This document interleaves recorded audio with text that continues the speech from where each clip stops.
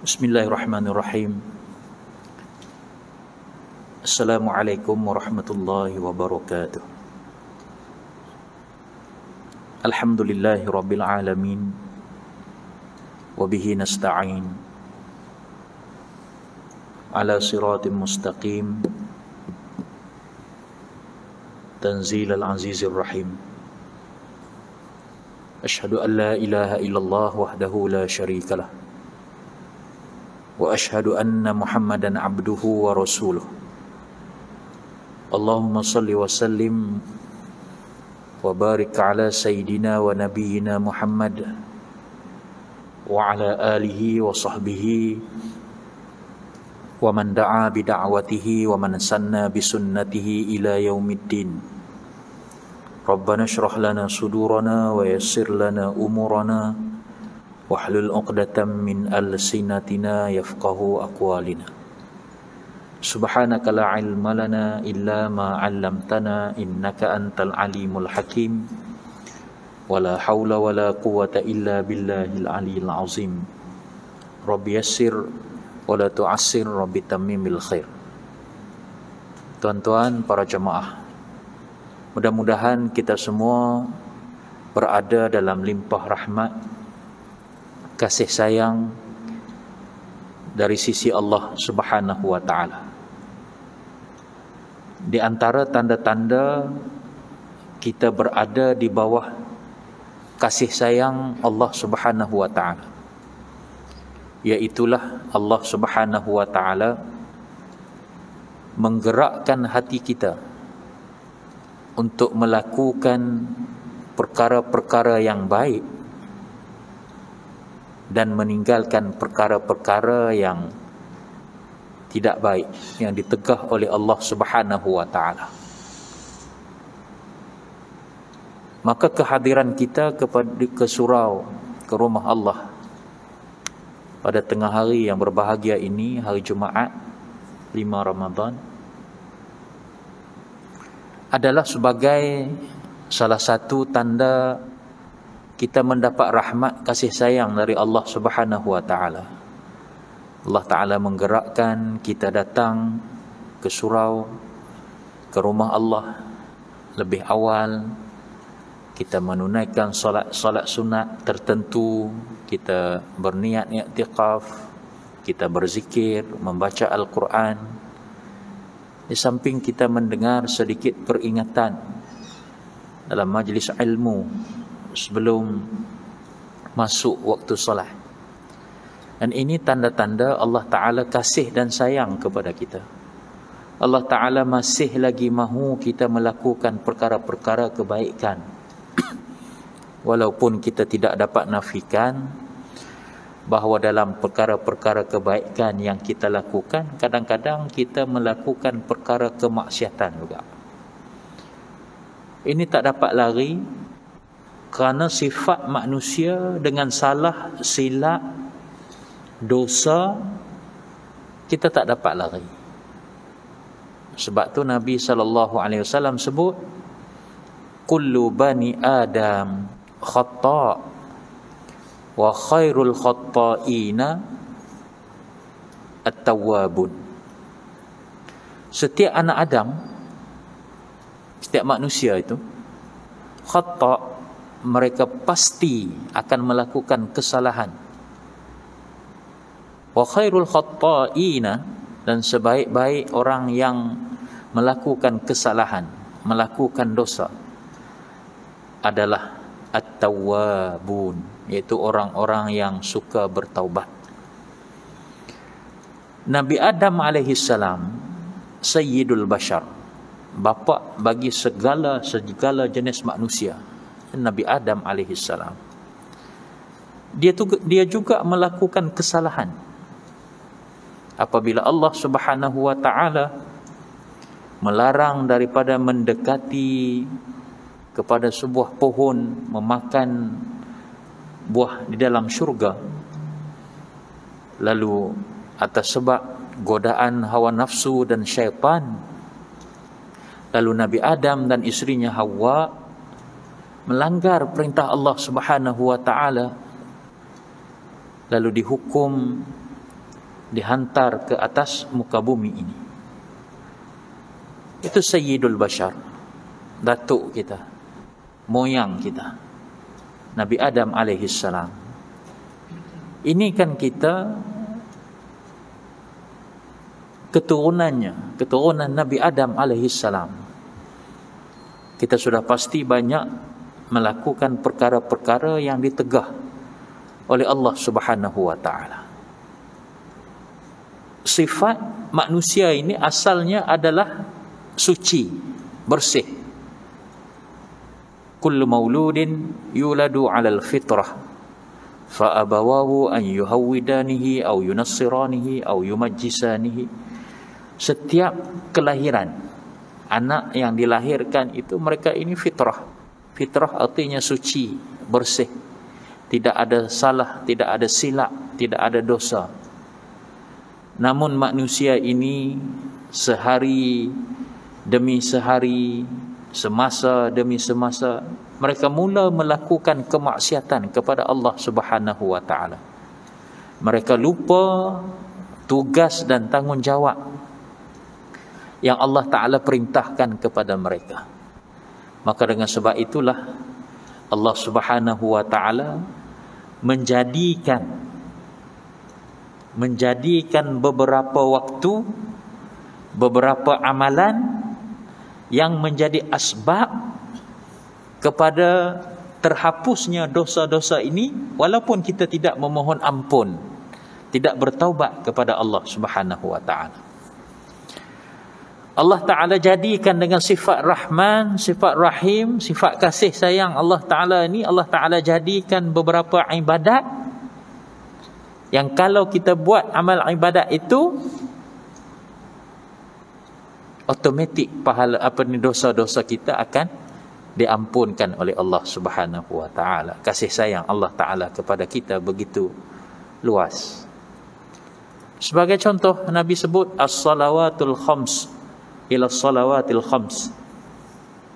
Sembahyang 5 waktu dengan sembahyang 5 waktu yang lain, kafaratun lima bainahuma. Allah Ta'ala akan mengampunkan dosa di antara 2 waktu tersebut.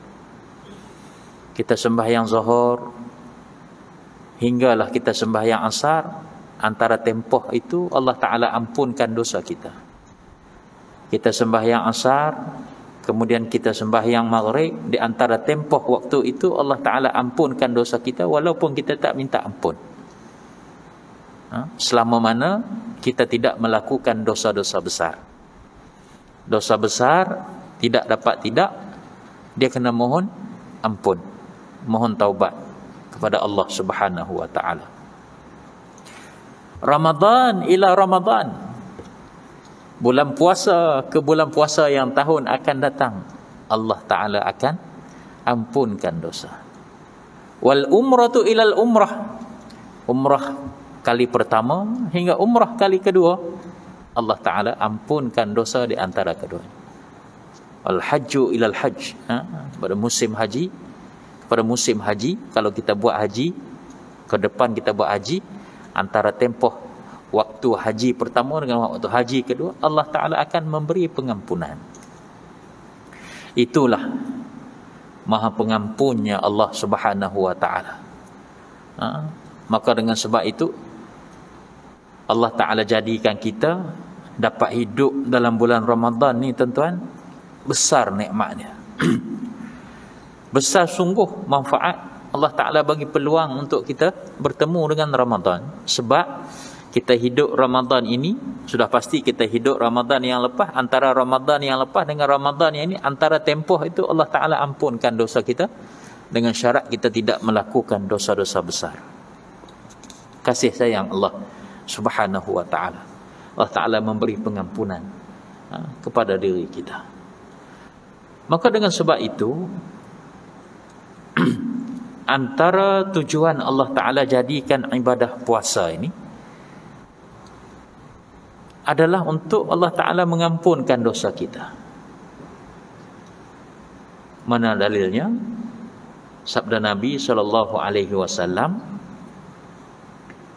man shama Ramadan imanan wa ihtisaban ghufira lahu ma taqaddama min zambi.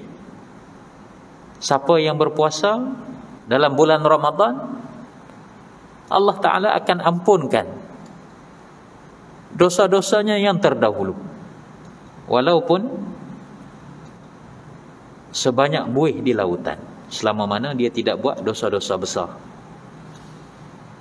Pengampunnya Allah Subhanahu wa Ta'ala orang yang berpuasa dengan syarat imanan, artinya dia yakin, dia percaya, dia buat amal ibadah puasa ni sebab dia iman kepada Allah. Dia beriman kepada Allah bahawa ibadah puasa ni adalah fardu yang diperintahkan oleh Allah. Dia buat ini dengan sebab tunduk dan patuh kepada perintah Allah. Bukan dia buat dengan sebab orang lain puasa, dia pun puasa. Bukan dengan dia buat dengan sebab bulan puasa ni kalau tak puasa bulan Ramadan tak seronok. Sebab apa tak seronok? Sebab tak boleh pergi pasar Ramadan. Pergi pasar Ramadan tapi tak puasa, beli jodah puasa, tak puasa tak seronok. Bukan sebab tu. Tapi berpuasa sebab Allah Ta'ala perintah iman. Wahtisaban. Ihtisab ni artinya dia buat amalan tersebut, dia sangat mengharapkan pahala daripada Allah. Dia buat amalan tu sebab dia mengharapkan pahala. Itu maksud ihtisab. Pelik, orang kadang-kadang dia buat satu amalan tu dia tak ada rasa apa-apa. Dia tak ada rasa apa-apa. Dia buat satu amalan tu sebab tidak ada apa dia buat. Sebab tu ihtisab ni dia buat satu amalan, dia sangat mengharapkan Allah Ta'ala mengganjarkan dia. Sebab tu tak termasuk di kalangan kategori orang tak ikhlas. Kalau dia buat satu amalan, dia mengharapkan ganjaran pada Allah. Ada orang kata, tak, kita buat amalan ni kita serah pada Allah Ta'ala lah. Betul lah kita serah pada Allah Ta'ala, tapi sebagai manusia sudah pasti kita buat sesuatu amalan yang Allah Ta'ala suruh, kita nakkan pengharapan daripada Allah Ta'ala. Sama ada Allah bagi ganjaran pada diri kita, sama ada Allah ampunkan dosa kita, atau Allah Ta'ala permudahkan urusan kita di hari akhirat kelak. Itu ihtisab. Kita buat tu kita sangat mengharapkan pada Allah. Tak ada orang lain dah dapat tolong kita melainkan Allah Ta'ala. Itu makna ihtisaban. Ni orang hak jenis puasa imanan wahtisaban. Allah Ta'ala kata, Nabi kata, ghufira lahu ma taqaddama min zambi. Diampunkan dosa-dosanya yang terdahulu. Bulan Ramadan pertama puasa, diampunkan dosa dia. Ni kita semua ni puasa, insya-Allah. Diampunkan dosa-dosa kita hak dulu, selama mana kita tak buat dosa besar. Yang kedua Nabi kata, man qama Ramadan imanan wahtisaban ghufira lahu ma taqaddama min zambi. Nabi kata barang siapa yang mendirikan malam Ramadan dengan amalan-amalan tertentu, qama Ramadan imanan wahtisaban ghufira lahu ma taqaddama min zambi. Siang hari dia berpuasa, malam qama bermaksud mendirikan malam, termasuklah solat-solat wajib dan juga termasuklah solat-solat sunat malam. Buat apa solat malam Ramadan? Solat tarawih, solat witir, solat hajat, solat apa-apa amal ibadah, qiyamul lail. Qama artinya qiyamul lail, mendirikan, menghidupkan malam bulan Ramadan. Termasuklah iftar, menghidupkan malam bulan Ramadan. Termasuklah solat maghrib, solat isyak, solat tarawih, solat witir, baca Al-Quran, tadarus Al-Quran, dengar majlis ilmu, duduk majlis ilmu, bangun sahur, solat qiyamul lail. Semua itu termasuk dalam hadis sebut man qama Ramadan. Siapa-siapa yang menghidupkan malam Ramadan dengan penuh keimanan dan pengharapan, ghufira lahu ma taqaddama min zambi wa ma ta'akhkhar. Satu lagi Nabi SAW sebut, ada 3 hadis yang hampir sama tuan-tuan mengenai bulan Ramadan. Nabi kata apa? Man qama lailatul syahri, man qama lailatul qadri ghufira lahu ma taqaddama min zambi. Ada 3 hadis yang matannya hampir serupa. Beza sikit. Yang pertama tadi hadis man shama, siapa yang berpuasa. Yang kedua, Nabi sebut man qama, siapa-siapa yang menghidupkan malam-malam bulan Ramadan. Yang ketiga, Nabi sebut man qama lailatul qadr, siapa-siapa yang beribadat dalam malam Lailatul Qadar. Kebetulan dia beribadat malam tu kena malam Lailatul Qadar, diampunkan dosa-dosanya yang terdahulu. Kenapa Nabi SAW menyebut dalam bulan Ramadan ini siapa yang beramal siang puasa, malam qiyamul lail, malam qiyamul lail Lailatul Qadar, matlamatnya adalah untuk diampunkan dosa-dosanya. Sebab manusia ini sangat banyak dosa. Manusia ini sangat banyak dosa. Di luar bulan Ramadan berdosa, dalam bulan Ramadan berdosa. Siang berdosa, malam berdosa. Mana-mana berdosa, kata rancak berdosa. Dalam TikTok yang sebutkan, mana-mana rancak berdosa. Maksudnya manusia ni duduk di mana sahaja pun berdosa. La yakhlu minal khata' wan nisyan. Manusia ni dia tidak sunyi daripada melakukan silap, salah, terlupa. Dia akan berdosa. Maka sebab itulah Nabi SAW, walaupun dia maksum. Maksum ni artinya terpelihara daripada dosa, dia tetap beristighfar kepada Allah antara 70 hingga 100 kali Nabi beristighfar. Apa tujuan Nabi beristighfar? Sedangkan Nabi tidak dikira salah silapnya ataupun dosanya, tidak dikira oleh Allah Subhanahu wa taala. Apa tujuan Nabi beristighfar? Qad ghafara laka ma taqaddama min zambika wa ma ta'akhkhar. Kata Aisyah, ya Rasulullah, pasal apa kamu ni sembahyang berdiri sampai bengkak, dua kakinya bengkak dengan sebab lamanya berdiri. Tak Zaid ada bengkak kaki, lamanya berdiri solat sunat tarawih sampai bengkak kaki. Awak pergi pejabat pakai selipar hari ni, bengkak kaki ustaz. Ai lama kiam malam tadi. Dah gaut makan udang banyak. Kita bengkak kaki bukan sebab pendirinya lama, sebab sakit, macam-macam lah. Tak pernah jumpa lagi orang bagi tahu bengkak kaki ni semayang lama. Tak tahulah tuan-tuan ada jumpa, saya tak jumpa lagi. Tapi lamanya Nabi SAW berdiri, lama mana ustaz? Dalam riwayat dalam Huzaifah bin Yaman. Huzaifah bin Yaman pernah menceritakan, satu hari aku masuk ke dalam masjid, aku tengok Nabi sedang sembahyang. Lalu aku ikut Nabi SAW sembahyang bersama dengan Nabi. Sembahyang sunat. Nabi duduk sembahyang, tak tahulah sembahyang apa. Huzaifah kata, aku masuk tengok Nabi tengah duduk sembahyang. Jadi aku berimamkan Nabi SAW. Rakaat pertama sesudah membaca Al-Fatihah, Rasulullah SAW membaca surah Al-Baqarah daripada mula sampai akhir. Aku mendengar dengan teliti.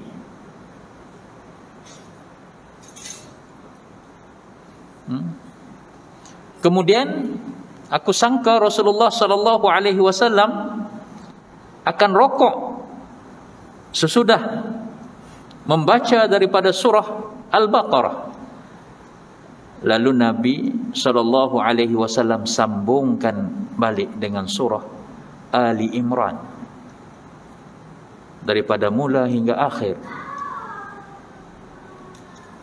Aku seolah-olah nak lari, nak tinggalkan Rasulullah SAW kerana tak tahan dengan sebab lamanya Rasulullah SAW berdiri. Dan aku sangat mengharap Rasulullah rokok sesudah baginda membaca surah Ali Imran. Tetapi ternyata Rasulullah SAW menyambung dengan surah An-Nisa. Kemudian Rasulullah rokok dan Rasulullah sujud lamanya rokok Rasulullah sallallahu alaihi wasallam seperti lamanya baginda sallallahu alaihi wasallam qiyam, berdiri. Berapa lama tuan-tuan? Al-Baqarah ada berapa ayat tuan-tuan? 286. Al-Baqarah 286. Sambung lagi dengan surah Ali Imran. Ali Imran berapa ayat? 200 ayat. Sambung lagi dengan surah An-Nisa. An-Nisa berapa ayat? 176 ayat. Lama tak? Lama. Tuan-tuan, kita hari Jumaat nak suruh baca surah Al-Kahfi. Al-Kahfi 110. Oi, lama Ustaz. Tak larat kita ambil 10 hak pertama, 10 hak akhir. Surah Al-Kahfi cukup Surah Yasin kita baca kan? Malam Jumaat surah Yasin. Berapa ayat surah Yasin? 83 ayat. 83 ayat berapa minit? 15 minit lebih kurang kita baca surah Yasin. 83 ayat 15 minit. Ni daripada surah Al-Baqarah, surah Ali Imran, surah An-Nisa. Tuan-tuan campur tengok 286 campur 200 campur 176. Jadi berapa ayat? Berapa lama Rasulullah SAW berdiri? Uzaifah kata aku nak lari lah. Kan? Kalau kena kita pun lari je lah kan. Tak larat dah kan. Nak lari time mana mudah? Time sujud lah. Tok Imam sujud, Uzaifah kata sujud, rokok, sujud dan rokok dan sujud Rasulullah sama lama. Rasulullah SAW qiyam, lama berdiri. Tak larat lari. Kalau kita nak lari pun time sujud tu lah mudah kita lari kan. Tok Imam sujud, makmum sujud, kita tak larat bangun lari. Lama Rasulullah SAW. Aisyah pun kata qad ghafara laka ma taqaddama min zambika wa ma ta'akhar ya Rasulullah. Kenapa kamu sembahyang sampai bengkak kaki, sedangkan Allah Ta'ala telah mengampunkan dosa-dosa kamu terdahulu dan akan datang. Akan datang. Allah Ta'ala janji untuk ampunkan dosa. Patutnya tuan-tuan, kalau saya, Malaikat Jibril turun contohnya bulan Bekat, bulan Ramadan ni, bagi tahu, kata kamu ni Allah Ta'ala pilih lah, termasuk di kalangan orang-orang yang diampunkan dosa, hak dulu dan hak akan datang. Agak-agak apa kita nak buat? Tak semayang tarawih dah tuan-tuan kan? Orang duk sallallahu salam alaih, kita duduk di rumah tengok Astro kan? Nak semayang buat apa lagi? Kita dah confirm dah diampunkan dosa yang akan datang. Tak gaduh, tak gaduh dah. Tapi Nabi SAW dia bagi tahu Aisyah, afala akuna abdan syakura, dengan sebab Allah Ta'ala pilih aku, dia ampunkan dosa aku hak dulu, dia ampunkan dosa aku hak akan datang ni. Dengan sebab itulah aku suka menunjukkan rasa syukur aku kepada Allah Subhanahu wa Ta'ala. Maka Nabi pun dia beribadat, berterima kasih kepada Allah yang bagi nikmat dia begitu besar. Dia bagi nikmat yang begitu banyak pada Rasulullah. Rasulullah kata, aku nak tunjukkan aku terima kasih banyak sebab Allah Ta'ala jadikan aku begini, ampunkan dosa aku.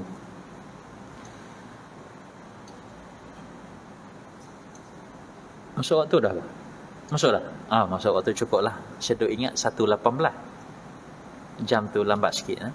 Jadi kalau masuk waktu, Alhamdulillah. Sekadar itulah sedikit perkongsian bersama. Mudah-mudahan ada manfaat masa yang ringkas ini untuk kita tambahkan kekuatan semangat kita untuk bermujahadah. Dalam bulan Ramadan kita ingat kita ni manusia yang banyak dosa. yang sentiasa melakukan salah silap, dosa sentiasa kita buat. Jadi Ramadan inilah peluang untuk kita mensucikan diri kita sehingga kita mencapai darjat ketakwaan. Aqulu qauli hadza astaghfirullahal azim li wa lakum. Assalamualaikum warahmatullahi wabarakatuh.